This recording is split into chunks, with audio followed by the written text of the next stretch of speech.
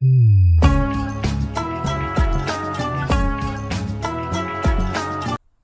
जंगल में 3 चूहे रहते थे। पहला चूहा अपना खाना तुरंत खा लेता, दूसरा चूहा पहले खाता, अगर बचता तो बचाता, तीसरा चूहा पहले बचाता फिर खाता। सभी उसे कंजूस कंजूस कहते थे। पर एक दिन जंगल में स्नोफॉल हुआ, जिससे पूरे जंगल में बर्फ की लेयर जम गई।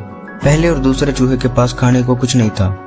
वो भागते हुए तीसरे चूहे के पास गए और देखकर हैरान रह गए कि उसके पास इतना खाना है कि तीनों का पेट भर सकता है। इससे हमें क्या सीख मिलती है कि हमें सेविंग्स की इम्पोर्टेंट को समझना चाहिए। अगर पैसों को समझना है तो उसके बिहेवियर को समझना होगा। जिस तरह हर आदमी का बिहेवियर अलग अलग होता है, उसी तरह उनका पैसों के प्रति भी बिहेवियर अलग अलग होता है। साइकोलॉजी ऑफ मनी बुक कहती है कि फाइनेंशियल फ्रीडम आपके IQ और इंटेलिजेंस पर डिपेंड नहीं करता, वो डिपेंड करता है कि आपका पैसों के साथ बिहेवियर कैसा है। जब हमें पैसों के साथ बिहेवियर करना आ जाएगा, तब हमें पता चलेगा कि हम पैसों के हिसाब से नहीं, पैसे हमारे हिसाब से चलने चाहिए। अगर आप अपनी लाइफ में ग्रो करना चाहते हैं तो आपको अपने सोचने के तरीके पर फोकस करना होगा। ऐसा ही पैसों पर अप्लाई होता है। अक्सर हम अपनी जिंदगी में पैसे तो बहुत कमाते हैं, लेकिन उन्हें अच्छे से मैनेज ना कर पाने के कारण कर्ज में ही डूबे रहते हैं।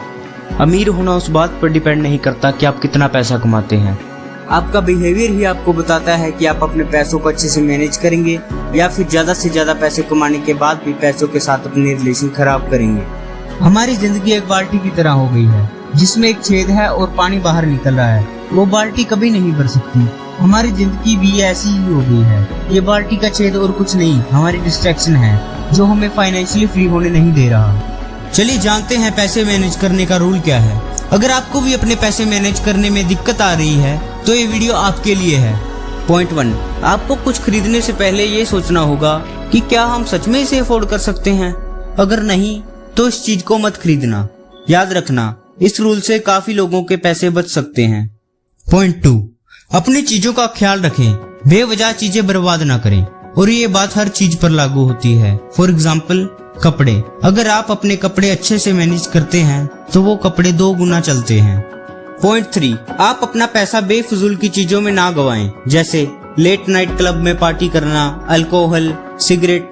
अगर आप अपना बेफिजूल का खर्चा बंद करेंगे तो आप महीने के काफी पैसे बचा सकते हैं। Number 4 is most important, which is DBT rule. DBT rule क्या है?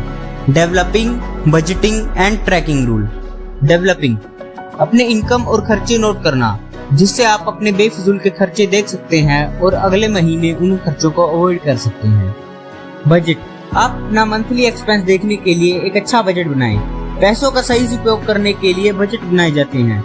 जैसे गवर्नमेंट भी हर साल बजट अनाउंस करती है, वैसे ही आप हर महीने अपना बजट बनाएं। अगर आपकी अर्निंग आपके खर्चों से कम है तो आपका जल्द ही दिवालिया निकल जाएगा। याद रखना, आपकी अर्निंग आपके खर्चों से हमेशा ज्यादा होनी चाहिए। ट्रैकिंग, अपने खर्चों को ट्रैक करना शुरू करें। जैसे प्ले स्टोर में काफी एप्स हैं जो आपके एक्सपेंसेस ट्रैक करने में आपकी मदद करेंगे। इससे आप देख सकेंगे कि आपने कितना बेफिजूल का खर्चा किया है, जिससे आप अपनी गलतियों को सुधार सकेंगे। YouTube पर आपको बजटिंग पर काफी सारे वीडियोस मिल जाएंगे, जिसमें 50, 30 और 20 रूल बताया जाता है। लेकिन ये रूल स्टूडेंट्स पर अप्लाई नहीं होता, क्योंकि उनकी पॉकेट मनी बहुत कम होती है, जिससे उनका खर्चा नहीं पूरा होता। स्टूडेंट्स के लिए बेस्ट बजटिंग रूल है 70-20-7-1। अभी ये कौन सा रूल है भाई? पहले तो कभी सुना नहीं। चलिए मैं बताता हूँ आपको ये रूल क्या है। जिसमें 70 का मतलब है spend 70% of your money on your needs, like rent, electricity bill, food. ये सब 70% में इंक्लूड होने चाहिए। 20 मतलब इन्वेस्ट 20% ऑफ योर मनी, जिससे स्टूडेंट्स को इन्वेस्टिंग की एक अच्छी आदत लगेगी। आप स्टॉक्स और म्यूचुअल फंड में इन्वेस्ट कर सकते हैं। मैं रिकमेंड करूंगा कि आप स्टॉक्स में इन्वेस्ट करें, क्योंकि बहुत रिस्क है। रिस्क है तो इश्क है।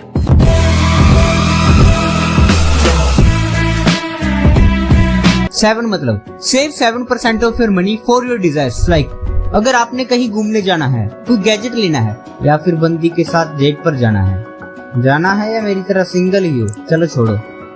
2 मतलब save 2% of your money for your rainy days.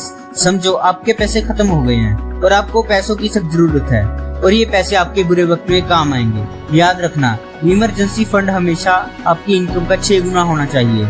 और मैं रिकमेंड करूंगा कि आप ये पैसे इन्वेस्ट ना कर सेव करके रखें। और लास्ट में बचा हुआ 1% सबसे इम्पोर्टेंट है, और ये हर इंसान को करना ही चाहिए। Donate at least 1% of your income जिससे आप एक अच्छा इंसान भी बनेंगे और स्वार्थ भरी दुनिया से दूर रहेंगे। और यही था हमारा 70-20-7-1 रूल। उम्मीद करते हैं आपको पैसे मैनेज करने की कीमत समझ आ गई होगी। वीडियो अच्छी लगे तो चैनल को सब्सक्राइब करना ना भूलें। जय हिंद, जय भारत।